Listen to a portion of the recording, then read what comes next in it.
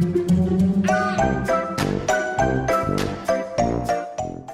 guys, Sandy here, and today I have pulled out my collection of Brutus Monroe Aqua Pigments.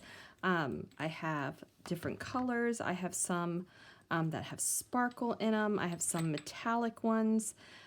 This gold one is gorgeous. So I'm going to create something a little fun, and then after that, make a scrapbook layout. So let's see what I can do. So I just have some watercolor paper here, and I've pulled out a selection of my aqua pigments, and I'm just putting them in this little plastic paint palette that I have. I've also pulled out two brushes. I have this one big fluffy brush that it's the only brush I end up using, and then I also have this little kind of like a fine line brush, but I don't end up using that. I don't know where I got the brushes from. The red one was from my mama. She was an amazingly talented painter and ceramic artist before she lost her sight. But the woman was wicked talented, and if she knew how I treated brushes in scrapbooking, she would tan my hide. So I just spray some water down on the watercolor paper, and then I also kind of just brush it just to kind of get an even coat of water. Now I am dipping my brush into water and leaving it pretty wet, and I'm just doing like lines of watercolor. So this is not going to end up being the background. I'm doing the watercolor two separate times, and one time I'm going to cut it up, and one time is going to be the background of the layout. Ultimately, this lighter one, while it's beautiful, doesn't have the pop that I want to have my background for. But I just make sure to keep my brush wet so that I can move around the watercolor. And then as you can see, I am losing bristles from the brush onto my page, but I pull those up so I won't have any kind of dried bristly lines in there. I do add a little bit more color just to brighten it up ever so slightly, and then kind of mix in that red and blue color into the purpley color so that I kind of have an ombre effect, like ombre from red to blue, kind of. And then I'm going to put that one to the side and pull out my second.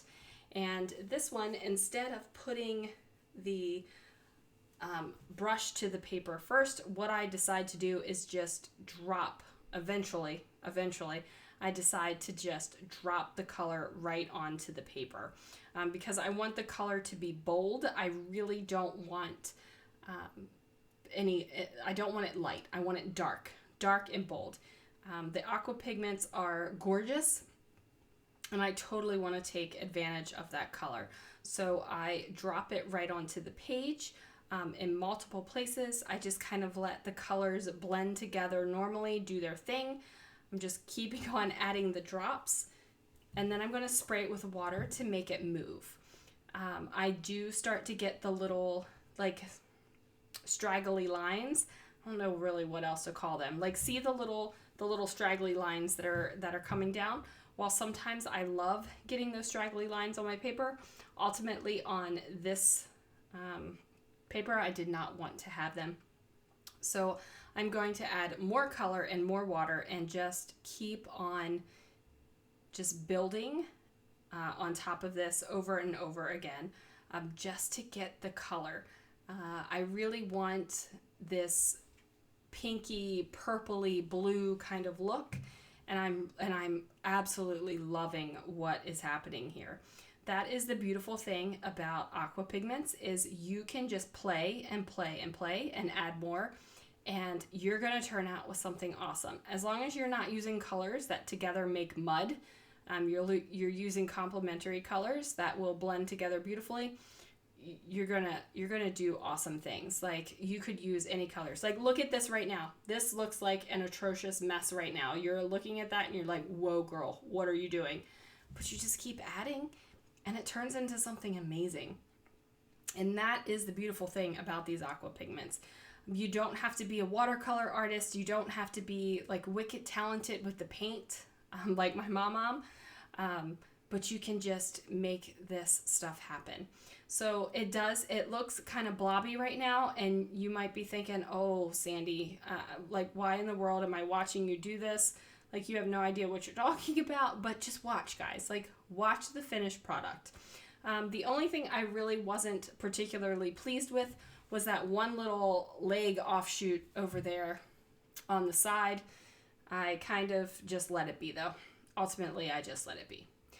So I pull back out my lighter colors over here, and I decide to pull out the Pearl Aqua Pigment and also the gold, because I just want to give it a little bit more shimmer and shine.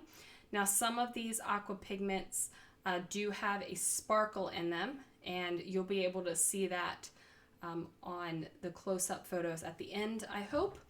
And then I'm just splapping down some gold, and I'm just kind of like tapping it into the watercolor. And it does look a little bit green right now, but it does not dry green. It doesn't look green when it's dried. It just kind of looks that way because of the blue underneath, and a gold is kind of a yellow.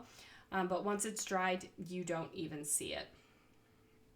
As a matter of fact, you don't see much of the gold other than a little bit of a shimmer on top by the time I'm finished with this. So there we go, using those poor brushes. My mom would be mortified. So then I have the two different versions. One is lighter and one is darker. Now I chopped up the lighter one, and I just chopped it up so that it would fit inside of my stamp positioner tool here. And I'm going to stamp on it and then cut it out. Now, originally I thought I was going to use the wave background stamp right there, but ultimately I decided not to go for it. I did grab this background stamp right here, which is a floral background stamp, and I love this little thing. My very first set of watercolors I actually stamped this out on flat paper and watercolored with it, just so I could practice watercoloring in little areas. Now, this is watercolor paper that I use the aqua pigments on, so my first stamp is not going to stamp like super crisp because the watercolor paper is lumpy and bumpy. But that's the great thing about a stamp positioner. You go ahead and stamp, and then when your ink does not give you a crisp, nice stamp, you just lay your ink down again over top that stamp, and you just flip that sucker over, and you got a crisper stamp. Now, I am particularly pleased with this. I was not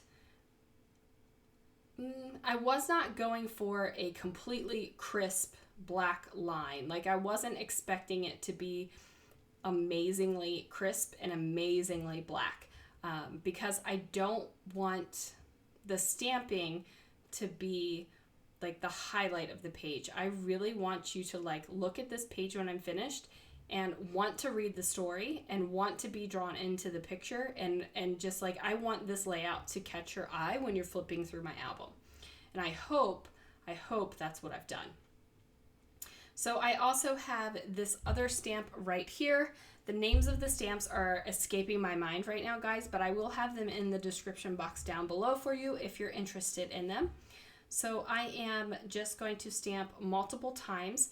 Now, I have used the background stamp and also the floral stamp, and I'm just stamping over top of it to give me the outline, because like I said, I'm going to be cutting out shapes out of these bad boys.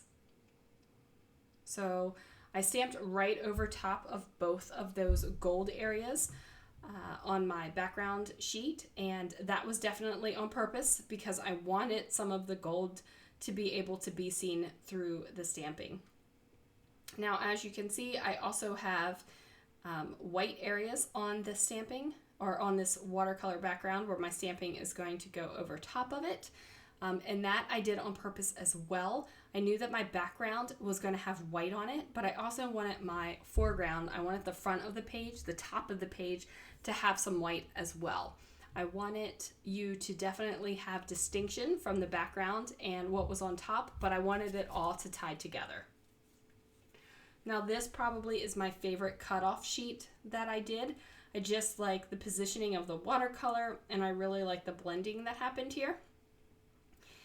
and we are just adding more and more of these stamps.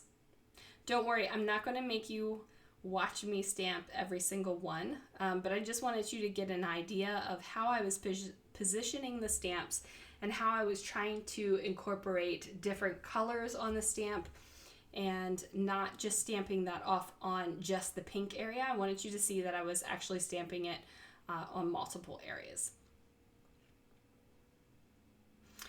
So there we go. We're going to stamp on that as well. And as you can see on this one, I am stamping off the page so that it isn't all contained nicely on the sheet. With the technique that I'm going to be doing, you don't have to have the perfect stamp image on the perfect like quadrant of the paper. You can just kind of stamp all over the place and it'll work. And that's the beauty of it. That's the beauty of it for me, especially because I am not a very patient stamper. It drives me crazy to have to line it up and make it perfect and absolutely gorgeous. That's why I love a stamp positioner, because I can just flip that sucker back and forth until I get it crisp and good. Because, you know, I don't have time. I would much rather be playing with the backgrounds and then do the stamping on top of it. I don't usually do stamping as the main technique. And that's okay. I love to stamp. It frustrates me sometimes, and it's okay. Like, you can love things and still be frustrated by them, right? Okay, so all my stamping is done on all of my quadrants, and then I grab my foundations, dies, and circles, and I'm just trying to figure out where I want to cut the floral pieces out. So I grab my old Cuttlebug with my broken plates. Please don't judge. I want to get a Gemini. I just haven't bit the bullet yet. But there we go. So I am just arranging these circles around so that I am getting some of the stamped image, some of the watercolor, some of the sparkle from the gold, some of the shimmer from the pearl. I'm just going to run through all of my papers and use varying sizes of dies. And as you can see, I am going to go ahead and add it on this corner right here. So I have a little bit of the floral and a lot of the watercolor. And I'm just going to do that until I have a huge pile of circles that I ultimately don't use all of them, but I have them off to the side because I think that they would be great on a second project.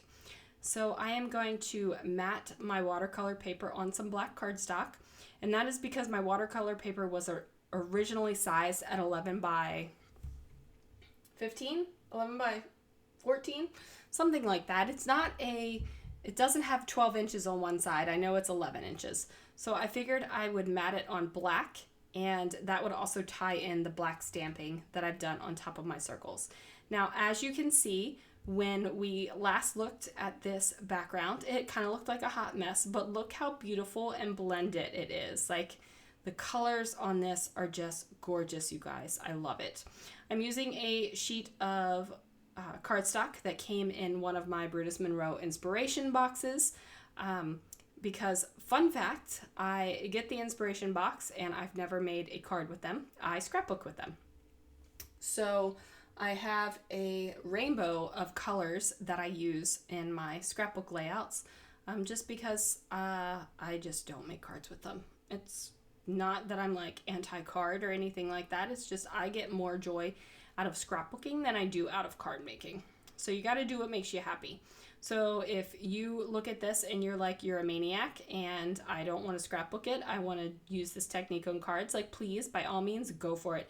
Do what makes you happy. Craft how you want to craft. It doesn't matter what it is. Just do it and have fun with it and love it. Like, that is my mantra. Like, do it. If it's not your thing, then don't do it again. Now I am building up the circles here. The photo is a photo of my feet and my weekend overnight bag.